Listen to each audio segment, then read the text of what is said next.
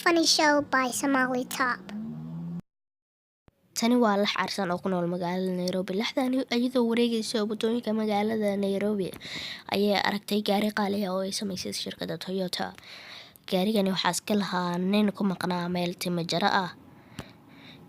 Laxdii ayaa isku dayday inay gaarigaasi gasho, laakiinse way u suurtageli weysay. Marar badan ayay isku dayday inay gasho, laakiinse way u suurtageli weysay. Hal mar ayay fikrad cusub la soo degtay oo ahayd in ay gaariga boolbool u kala dhigto, kadibna matoorkiisa qaadato oo gaari cusub ku xirato oo cidna ay lahayn. Kadib matoorkii markay qaadatay ayuu u shaqayn waayay matoorkii, kadibna way iska tuurtay oo way jabisay matoorkii. Kadibna gaariga ayay ku soo laabatay asaga inay qaadatay isku dayday matoor la-aan asagoo ah. Way u suurtageli weysay. Kadibna laxdii waxay isku dayday inay isku celiso gaariga iyo matoorkiisa oo jajaban ninka intuu kasoo bixin meesha timo jaraha.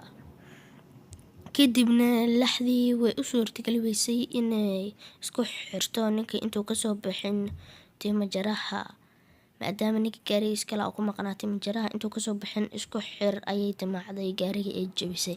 Way u suurtageli weysay. Kadibna waa la qabtay waxaana loo jaray 88 maalmood. Kadib marka loo jaray, kooxda xayawaanadooda ee ka jirta dalka Kenya ayaa ku bixisay $100,000 si laxdaasi loo soo sii daayo. Laxdani waa lagu guuleystay in la soo sii daayo, laakiinse waxay khasaarisay kooxda xayawaanadooda ee ka jirta dalka Kenya $100,000. Haddii aad ka heshay funny show ama video, haddii aad ka heshay like